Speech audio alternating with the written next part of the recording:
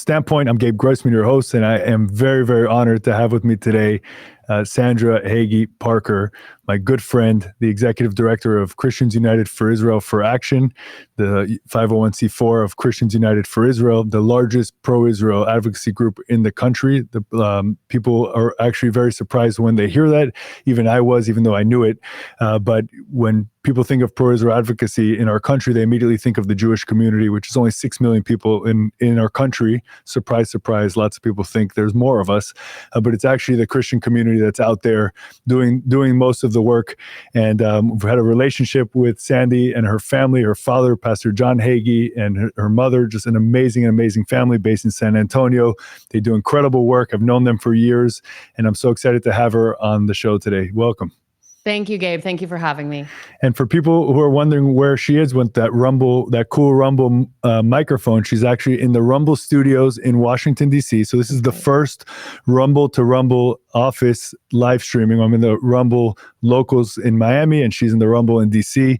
So I think all the people at Rumble are excited today to see all these different things coming together. So thank you so much. And we should start by why you're in D.C. From what I understand, you're in D.C. with a group of 250 members of your organization advocating on the Hill, actually for the vote that's happening today in the House on the financial support to Israel, military aid to Israel. Why don't you talk a little bit about that? How's your trip going?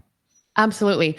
Well, thank you for having me, Gabe. And like we mentioned before we went live, you and I talked about doing this months ago before you started the pod. And who would have known that the timing would be so crucial and that we would be talking while we are in Capitol Hill with 250 of our members. We have more than 10 million members in our organization. Wow. And we planned on doing this fly-in 2 weeks ago. We've been around for 18 years. We've done 3 fly-ins in 18 years. This is the third. And it's that important because we knew 6 months after the horrible events of 10/7 that it was inexcusable that Israel did not have emergency military assistance yet from its allegedly closest friend and ally. And our members were wanting to act, and we've been waiting for the right opportunity, waiting for the right moment. And we knew that aid was going to be considered shortly. Of course, none of us could have known what would have happened last Saturday with the April 13th unprecedented attack of Iran on the nation of Israel. So that obviously timing was fortuitous, if you want to say that, in terms of driving this issue front and center for all of Washington. And our members are so proud and so happy to be here. What I always try to leave people with so that they understand why Christians United for Israel is different than any other organization is we're a group of people that see eye to eye on one issue. It doesn't mean we agree about everything. It doesn't mean we all pray the same way. It doesn't mean we all believe the same things. But we have agreed to unite on the singular issue, and that issue is Israel. And that's because the Bible tells us from Genesis all the way to Revelation that if you bless Israel, you will be blessed. But if you curse Israel, you will be cursed. To pray for the peace of Jerusalem because he will prosper those that love Jerusalem. We see this as a practical exercise of our faith. No different than somebody taking communion or making confession or keeping Shabbat, remembering the Sabbath and keeping it holy. What we do for Israel is a mandate in the Bible, and taking action on that faith is a practical application of that faith walk beyond praying for the peace of Jerusalem. Our members say, love is not what you say, love is what you do. And so we are here to make sure that our leaders know we want them to do. Now is not the time for partisan score settling. Now is not the time for bickering. It is unprecedented that our ally during a time of war is having to wait on materials needed to fight that war. And we are hopeful that our message will fall not on deaf ears, on people that are motivated to see what last Saturday, April 13th was, which was the end of the world as we knew it. Iran had never attacked the nation of Israel from its country before, and they have. And you know what happened, Gabe? You know, Jordan, Saudi Arabia, the United States, a cadre of nations all rallied to ensure that Israel was protected. And if Saudi Arabia and Israel can bury their differences long enough to shoot some missiles out of the sky, then I think Republicans and Democrats can do the same concerning aid for Israel. Yeah, you would think so. Let's unpack that a little bit. First of all, like you and I both know that there are no coincidences in this world. So the fact that you guys are there with this big effort that we know is going to have a big impact in Washington today on this day is not a coincidence. It's not fortuitous, right? That's if you're a believer, which I know you are, and I am, then we know that there are no coincidences. And really, it's incredible that you guys are there on this day. By the way, just on that point of Saudi Arabia, I wasn't surprised that Saudi Arabia was involved in the defense.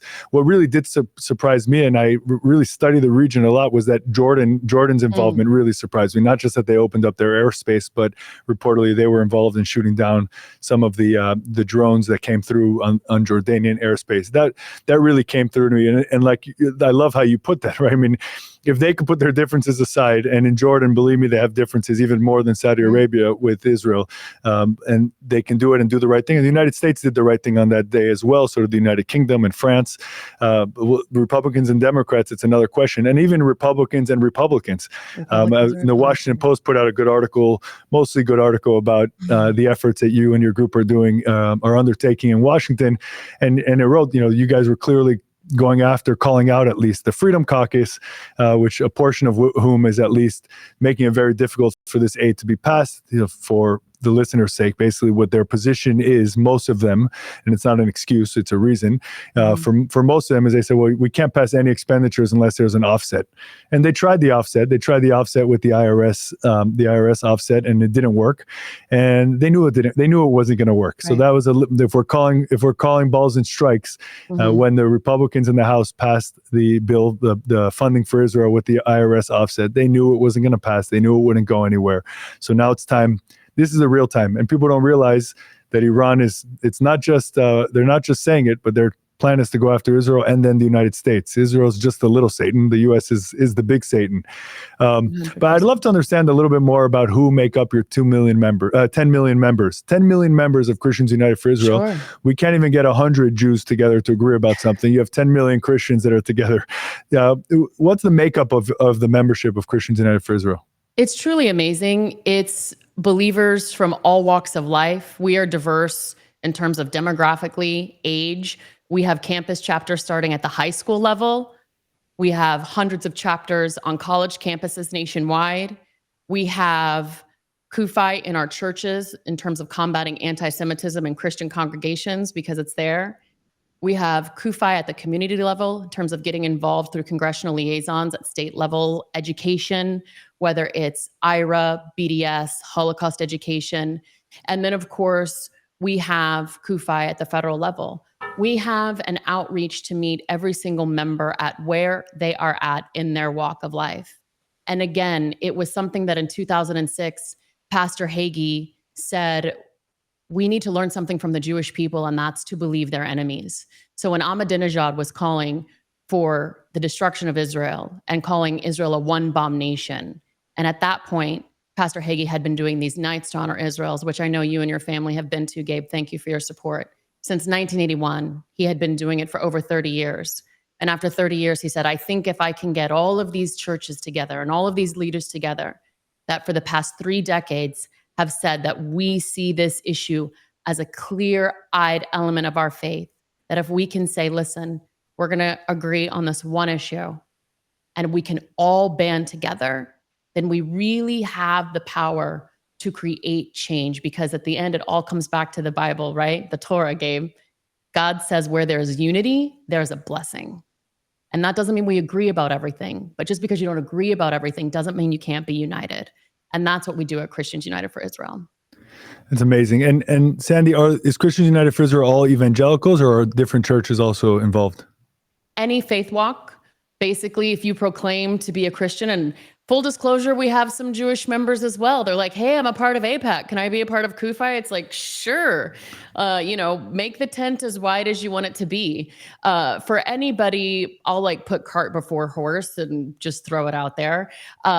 There is zero conversion element. I know anytime people hear Christians, it's what Rabbi Scheinberg of blessed memory called the 2,000-year flinch. There is no proselytization. That is absolutely forbidden. That is not our goal. That is not our aim. And we have more than 40 years of anecdotal evidence pointing to that to be true. That is not what we do. Yeah, the ongoing joke to interject every time I've been in the room with you or your father or anyone from the organization is, when the Messiah comes, we're going to ask, "Have you been here before?" And if he says yes, then you were right. If he says no, then we were right. But until then, we don't have to deal with it. Until then, shoulder to shoulder. I like to say, same book, different pages. Close enough. No big deal. It's fine. But at the end of the day, we are compelled to act because faith without works is dead. And again, love is not what you say, it's what you do. And so we're not going to do things that are merely ornamental. Pastor Hagee always likes to say, we're not a paper shuffling organization singing Kumbaya on the front lawn. We want to move the needle for Israel. That doesn't mean that we don't use our time, talent, and treasure where we can.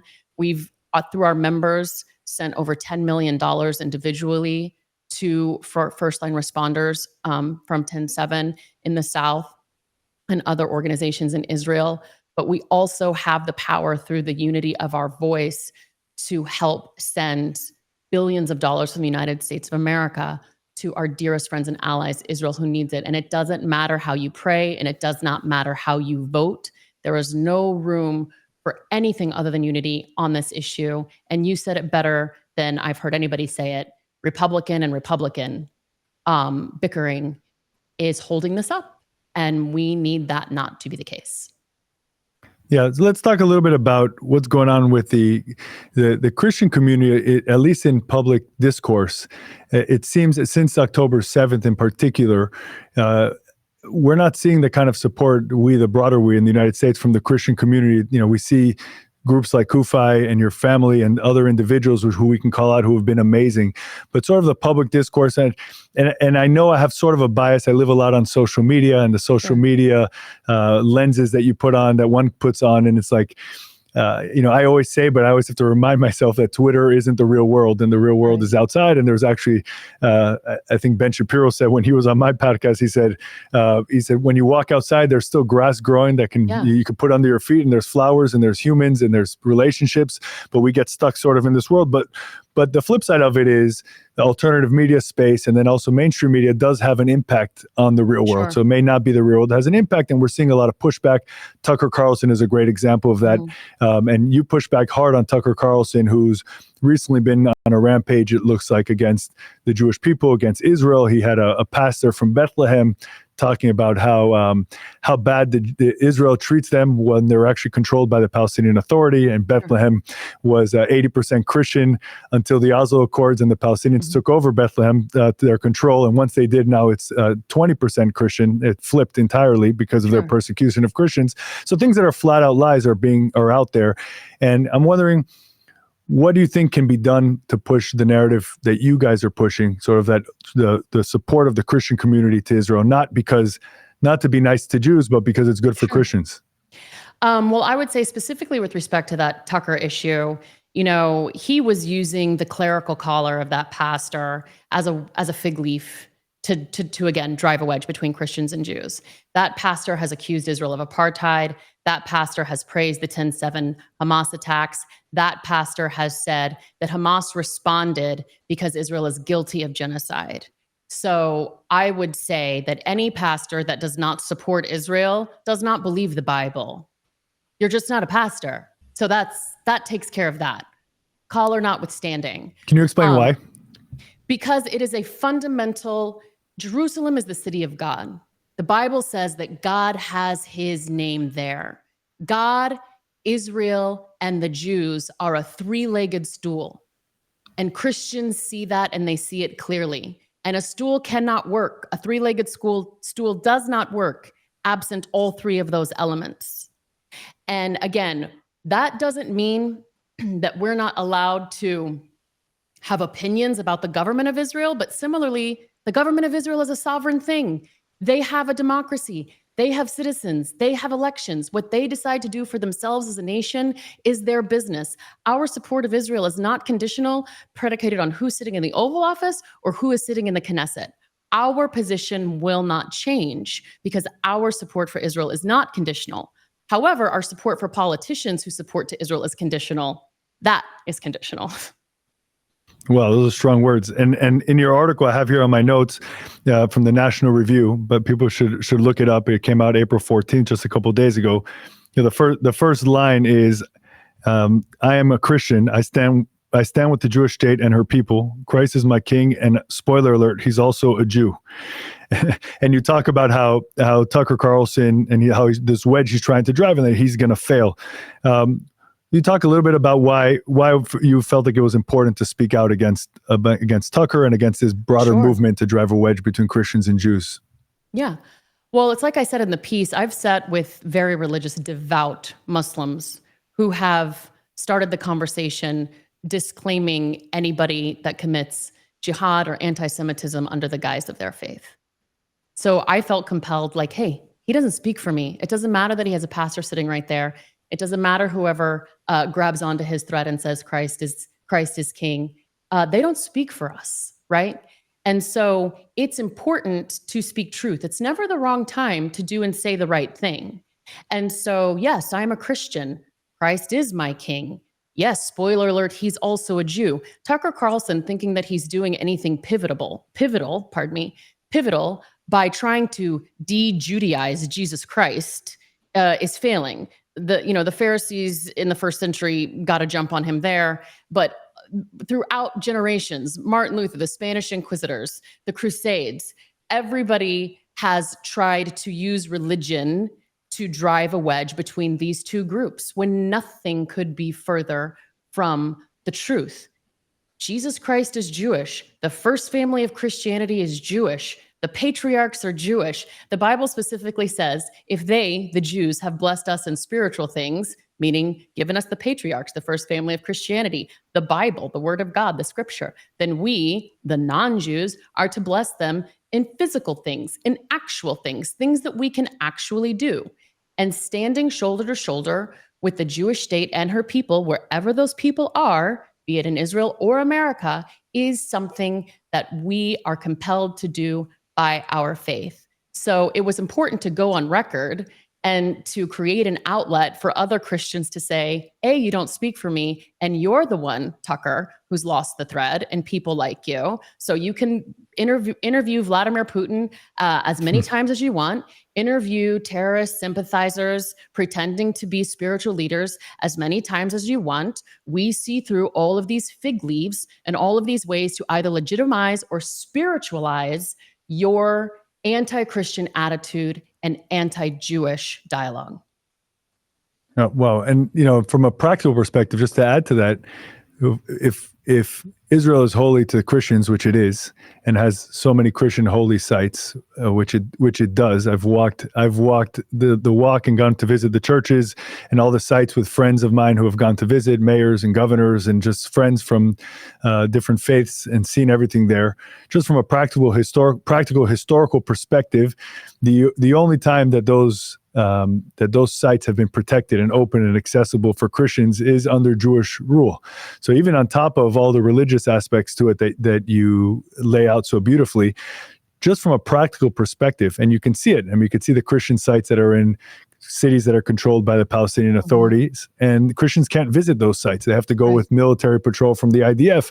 When you compare it to sites that are controlled by Israel and the Israeli government, where they have freedom of worship all day, every day. You go to the Church of the Holy Sepulchre, and I mean, it's actually the Church of the Holy Sepulchre is interesting. You probably know this better than I do, but it's controlled by different churches at different time.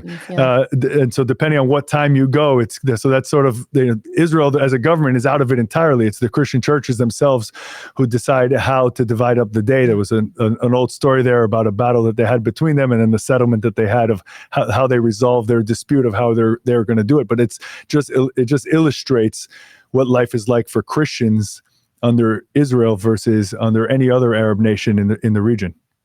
And it's a shame that you have to say it, because anybody willing to just look has the answer. Chuck Schumer can call for new elections as if Israel doesn't have a choice. Israel is drowning in choice. Israel has had more elections than any democracy in recent memory. You can pray how you want and be a member of the Knesset. You can worship how you want and be a member of IDF. Israel is the only nation in the Middle East where Christian populations, Muslim populations are thriving, growing, safe, protected. All of the Arab nations surrounding them, check their Christian populations, check their Jewish populations. Where are they? They're not there. They're either totally gone or dwindling. And it's because they're not safe. They go to Israel because Israel is a democracy. Israel believes in the freedom of worship. Israel will protect your right to believe as you wish. And anybody saying the opposite knows it's not true. Yeah, and what makes it so complicated, but I feel like we live in such a complicated time. What makes it so complicated is there's clearly been an attack, a social cultural attack on Judeo-Christian values, on families and communities of faith across the country. I was in Iowa this summer with the folks at the Family Leader, and we were speaking about exactly this in the summer, about how exactly that on the political left and in different circles, in people under 30 of both political parties, really are looking at the institutions of marriage and family and church and synagogue and in a real negative light, which really can have devastating effects on societies. So right as we were trying to line up our communities and really trying to start combating this in a constructive way where we can bring people in, we know there's also increasing numbers of depression and all of mental illness in our country for a lot of reasons. One of them is people attached to smartphones, which has a real impact, especially under 18, but also just the society that we're living in. When a society is devoid of religion, community, and family, you're going to have increased levels of that. So that gives also an opportunity for communities of faith to reach out and bring people in a way. So right when we were lining all that up, these divisions started coming up after October 7th in particular. And I just wanted to call out one thing in your article. You wrote "Christ is my King." It made me remember the Candace Owens nonsense that's been happening for the last couple months, increasingly so. First, when she was supporting her friend Kanye West after his anti-Semitic rants in support of Hitler, etc., and then now most recently with Ben Shapiro, and she uses sort of as a sword. She uses the phrase "Christ is King," and you wrote "Christ is my King." Was that a distinction you were trying to make from the statements that her and her friends were making? Sure, because it's true. Christ is my King, and I don't know Candace. I don't pretend to speak for Candace. My interpretation of that exchange was using that phrase as a way to silence kind of this back and forth with her and Ben Shapiro. And I do not think that you should use the name of Christ as a weapon to silence what should be your Jewish friend, your Jewish colleague, your Jewish ally. You all pray to the same God. And that we have a fundamental difference of our path to that God being through Christ. I don't make the rules, I just read them. Do you know what I'm saying? But it seemed to be parroting kind of what Kanye had been saying earlier in his rants when he was going off on the anti-Semitic path, and then kind of finishing them off with like Christ is King, Christ is King, as a way to like silence, right? And again, back to Tucker using the clerical collar of his guest, or the title or the position of his guest, to legitimize and spiritualize these opinions. I see this effort by Kanye and others as using the name of Christ as a fig leaf to legitimize and spiritualize their opinions. Like, oh, well, if he says Christ is King, then he is a Christian just like me. And if he is a Christian just like me, then maybe I need to give, credence to what he's saying concerning, Hitler not being all bad. Yeah, which is so ludicrous on its face, and the fact that it would get any reverberations in our media or society at all is insane in and of itself, right? Absolutely. And I think again, and that's why we did the op-ed, because people want one of two things to be the case. They want to say Christians don't really stand with Israel, which isn't true. And they want it not to be true, right? They would love to ignore the millions of American Christians that stand with Israel, or they just like to ignore it. So that's where we find ourselves most likely, in one of those two camps: people that think it's not newsworthy, it's old hat, or they just don't want it to be true. And now the kind of more insidious, more dangerous, the cancer from within, if you will, this kind of Christian nationalist, isolationist bent of I love Israel, or things like that. I stand with Israel, however. And a Zionist knows, a Christian Zionist knows that the order of operations matter, right? We're supposed to put God first. And this is what God says concerning Israel. God says Israel's deliverance will always come. He ensures it. It will always come. But it is us, the people who have the opportunity to stand with Israel and don't, it's us that will perish if we don't take the opportunity like Queen Esther, if we don't take the opportunities before us to defend Israel, to stand with Israel, it's us that will perish. Israel will always be victorious. Yeah, I mean, you make me want to say amen. Amen. So this week is Passover, and in Passover, like you may know, there's a phrase that we say, which is that in every generation they rise to destroy us. But I'll say it in Hebrew: "Kadosh Baruch Hu Matzilenu mi'adam." The God of Abraham, Isaac, and Jacob will stand up and save us from them. And when you think about what you're talking about, in generation after generation, people have risen to destroy the Jewish people and the people of Israel, and none of them exist anymore, right? Whether it's the Roman Empire, the Greek Empire, or the Ottoman Empire, just go down the line and keep going back in history, with many in between, by the way, and none of them made it through. But this is really an existential issue for the state of Israel, and also has a huge impact on the Jewish community around the world, which is hard for people to understand. Why is it? How does that impact you here if you live in the United States? Well, how does what happened in Israel impact you here? But it's really because first of all, Israel is the heart of the Jewish people. If the Jewish people are a body, that's our heart. And also the majority of Jews, from a practical perspective in the world, live in Israel. So what happens there also is a huge impact. And we've had generations and generations and generations of time when the land of Israel was not controlled by the people of Israel. And in those times, the persecution of Jews around the world was exponentially worse than idiots on New York City streets like yesterday flying Hezbollah flags and with Hamas headbands. That's what we deal with today versus what our parents and grandparents dealt with when there was no state of Israel. So, I mean, it's really, for the Jewish community, it's critical for so many reasons. And as Americans, it's also important because that caucus, that small part of that caucus, the Thomas Masseys and Marjorie Taylor Greenes of the world, to call them out, they think that they have an America first way of thinking. They think, well, we have to deal with our border first. Like, the world is very small, and what happens in the Middle East will impact us here in the United States. And we're seeing it at the border, which is critical and needs to be closed. We're doing a whole series on that here on the podcast also. We had one congressman from the southern border on earlier, and now we have another one coming on in a couple weeks. It's a super important issue. But those same missiles that hit Israel could hit the U.S., and we have to believe our enemies, like you said earlier.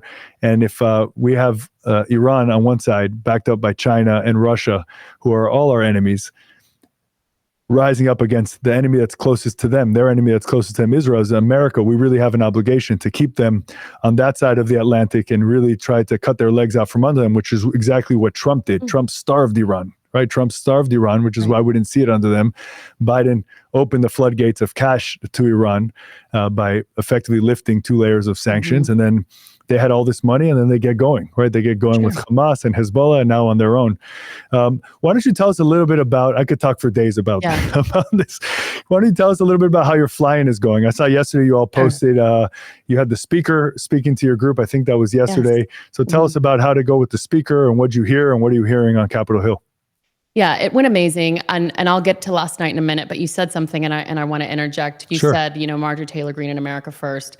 I'm gonna call her bluff. I think it's Marjorie Taylor Greene first, because nobody in 2024 actually believes that America lives in a vacuum, that America is an island, that in this globalized world where we are more interconnected than ever, that we have the luxury of pretending that isolationism works. And it is not America first. Again, it's a fig leaf. It's a fig leaf. You're using nationalism, patriotism as a fig leaf for things you don't like. And you're saying it's my way or the highway. And if every single time you're voting on the opposite side of Israel and the Jewish people, that's between you and Hashem. But your constituents see through you, and your constituents see that. And we say the only politicians that represent us are pro-Israel politicians that stand with Israel. I live 2.5 hours away from the southern border. My mother's family has been in Texas since it was Mexico. I assure you, it did not become a security issue on October the 8th. It has been problematic for generations, and the newfound focus and passion for these various domestic issues that we, quote, must handle first prior to helping our friend Israel is so shallow. It's a cup that holds exactly no water, and everybody sees through it. And it may make for a nice bumper sticker. It may make for a great sound piece or a tweet, but your constituents at home are watching, and they are watching in horror as you let Israel languish without emergency assistance.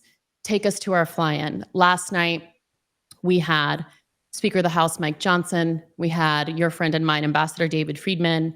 We had my Congressman, Tony Gonzalez, come and speak to our people. And again, we actually put it together, Gabe, in less than a week. 250 people from all around the nation, including Hawaii and Alaska, come. You got the speaker in the night before the most important day of his life, and he speaking came to your from group. The floor to our event, and we were so humbled. But again, to your point, I say PH from Tila, praise Hashem. Like, it's not a coincidence. God knew what we needed, and we were able to hear directly from the speaker last night and know that April the 13th changed things. And we don't have the luxury of saying, in an ideal world, this is exactly how we would do it. We're not going to talk about what they tried and failed to do because it's in the past. There is a vote on Friday, and we have a path between now and Friday to get Israel what it needs. So let's make that a reality. And that's exactly the message that our people needed to hear. And that's exactly the message that our people are going to be taking to the Hill. Vote yes on the rule so that it can come up all under one, so that we only need 218. Vote yes on Israel aid. Let's get it done, and get it done now.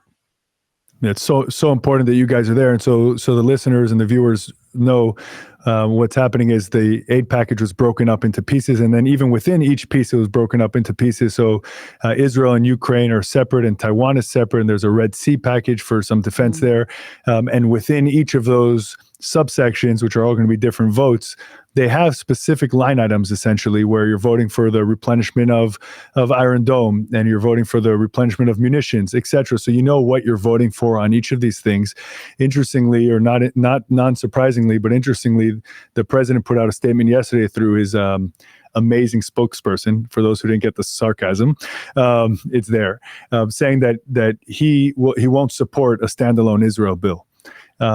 It's got to be a bluff. I would love to see a bill put in front of him to see if he would do it. Yeah. But the real question before it gets to him is, it'll pass the House. I'm pretty confident the Israel bill will pass the House. My guess, the Ukraine bill will pass, but mostly by Democrats, but maybe not all of it. There's one line item there about money that goes directly to the Ukrainian government. I think the Republicans as a whole will probably reject that. I haven't spoken to anybody, but if you look at how they've dealt with this in the past, I think that's a huge issue. I think the big issue is, what's the Senate going to do when they get a standalone Israel bill with no financial offsets? Have you guys had any talks on the Senate side? We haven't been focusing on the Senate for this fly-in because, of course, before Saturday, the Senate had done a package, and we assumed that it was going to be the Senate package in full that they would consider. Saturday changed everything, right? But again, I would hope that Saturday's attack on Israel changed things for everybody. We don't have the luxury of looking in the past saying, look at what we already did and just do that. We have to do what has the best opportunity to get to yes now. And if this is the way to get it through the House in order to look as similarly as possible to the package that the Senate already put forward, then so be it. Because to your point, why waste time with the offsets or whatever, the things that we know will not pass, just to be able to say we tried? The time for trying is over. If we found out anything else from last Saturday, other than the fact that enemies are willing to work together because they also hate Iran, is that this cost Israel a lot of money. This cost Israel 3 to 5 billion shekels, 1.45 billion US dollars. Iran is watching. How quickly is America going to respond and give them money? Let's just keep sending these attacks once every week or so at the cost of 5 billion shekels apiece. Eventually, they're going to run out of money. 250,000 people aren't working. They're internally displaced. Their GDP is going to go in the tank. They will run out. But if sanctions continue to lift and illicit oil sales continue to sell, Iran has an endless supply of money for terror. These are not secrets. These facts are known. Anybody who votes against Israel aid is standing with Iran, full stop. Yeah, we have to think of the George Bush way of thinking where he says you're either with us or you're with the terrorists. There's no in between, right? And the doomsday scenario that people don't realize, the financial aspect is incredibly important. I was going to mention that, where it's not financially viable to play defense all the time. And at the same time, while the Biden administration is telling Israel to, quote, take the win and just continue to play defense and have this tolerance that we had with Hamas that we've had since 2006, since they took over Gaza and been shooting rockets every day since. And then we see what happens when your tolerance level is too high, but it's also just not financially viable, right? You can't just keep doing it. But the doomsday scenario isn't even Iran continuing to send 200, 300 rockets at a time. It's what everyone thought was possible that was going to happen the other day, was when Iran shoots 200 rockets and at the same time their proxy Hezbollah from Lebanon shoots 1,000 rockets from short distance. Sure. Then that will overwhelm the system, could, God forbid, overwhelm Israel's defense systems. People will die. And that's where the danger really, really lies. And that's when we talk about the U.S. involvement in the region, why the U.S. moves over carrier ships, et cetera, to the Mediterranean. It's really to try to threaten Hezbollah off the edge. But the problem is we don't have deterrence right now. The deterrence of the United States military is not there because Biden has proven not to be willing to use the strength of the American military. So we can't have that position as America. And then on top of it, say, hey, we're not even going to rearm you, Israel, to defend yourselves while we're putting you in this terrible position. And Gabe, I want to drive home a point there when you say rearm to defend. I always like to remind everybody that when you're talking about replenishing Iron Dome, you're not talking about giving Israel more bullets. You're talking about resupplying their shield. And it's a very different thing to say, I don't even want to give you your shield, right? Because if you're telling somebody you don't get a shield, you're telling somebody I'm okay with, like, you know, flipping the coin and rolling the dice predicated on whether you live or die. Because that's what Iron Dome is. It is a shield. So save your tears for people who cry because we decide to replenish missile defense. Missile defense works. Missile defense saves lives. Missile defense allows Israel to be more militarily strategic. Regardless of where you live in the Middle East, missile defense works.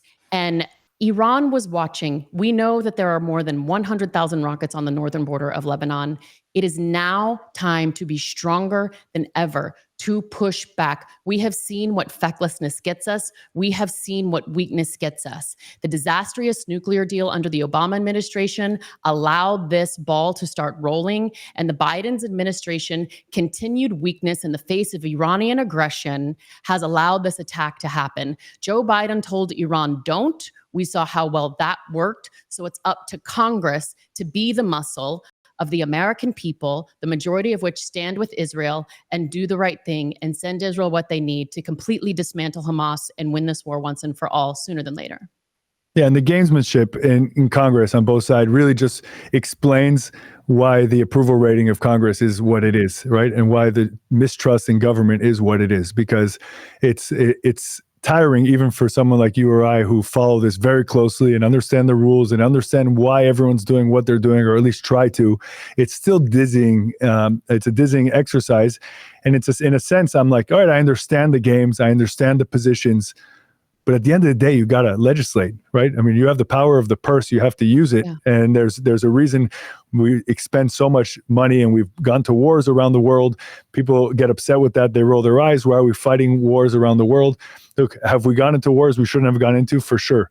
This isn't one of these question mark wars. First of all, the U.S. isn't going into war. It's Israel who's going into war. It's the U.S. that's just supporting them to try to really prevent a world war. And this diplomacy doesn't work when you're talking about Iran, right? The only thing that works is strength, is overwhelming strength. Is strength. And we're not spending money. We're not wasting money. We're investing money. Let's talk about what this money does. Investing money in Israeli security is investing money in America's national security.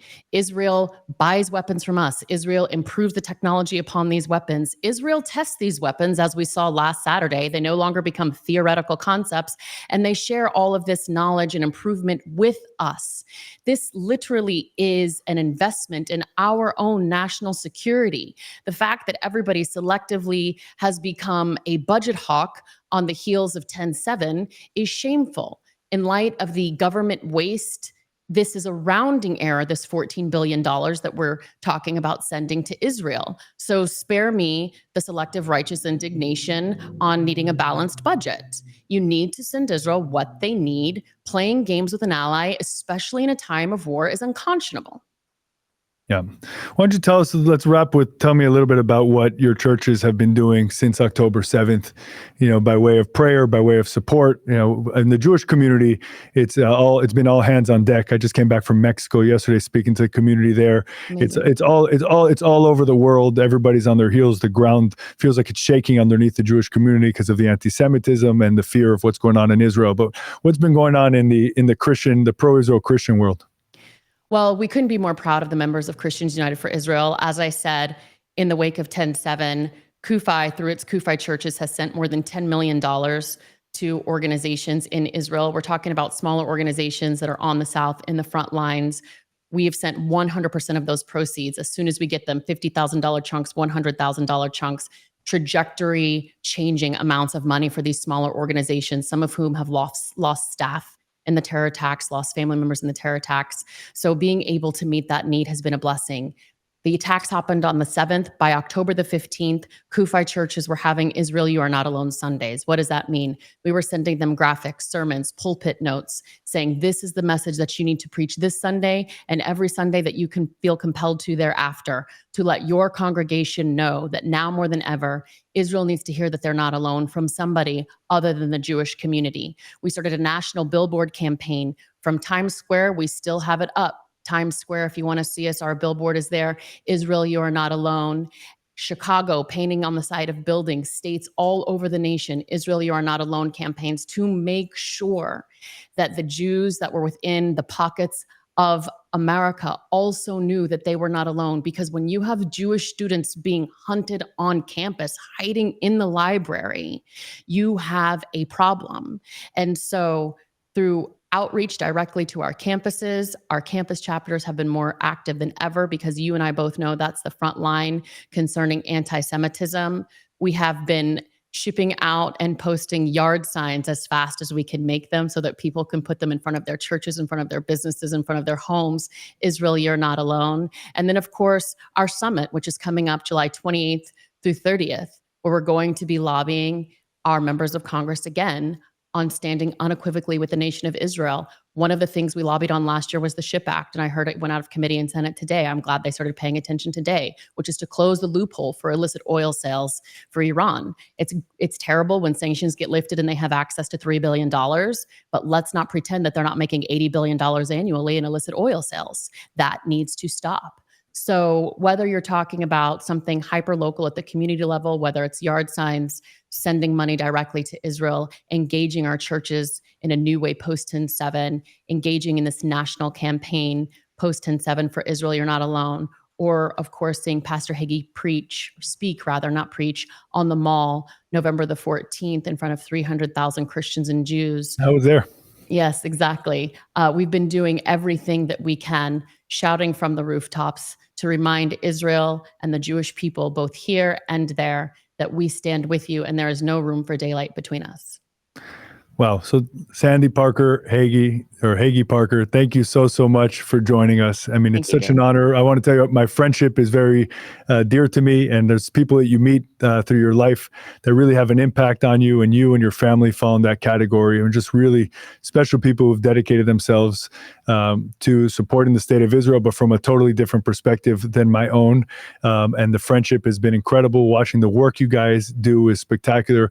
And also it's heartwarming in a way to hear support from a strong Christian community in big numbers, supporting what's happening to the Jewish community in the United States and supporting the state of Israel in the way that you guys are. You do more behind the scenes than what people even realize, even more than what you say now, what you said now in your answer of what you've done since 10/7. And I just wanted to say, personally, on behalf of anybody else who supports what I say, because I don't know who I speak for, but on behalf of me and my family, for sure, thank you to you and your family, to CUFI for everything you guys do. I wish you so much luck on your fly-in Washington. Hopefully we get good news from the House. Hopefully the Senate can figure it out the day after, and let's put it on Joe Biden's desk and get the military assistance to Israel as soon as possible. Let's get it done. Thank you for having me, Gabe. It's been a pleasure. Thank you, everybody. Please make sure to like, subscribe, follow all the great things you do to support podcasts, and make sure to check out Christians United for Israel online. I'm sure you can find them pretty easily. Thank you so much. See you next week. Thank you.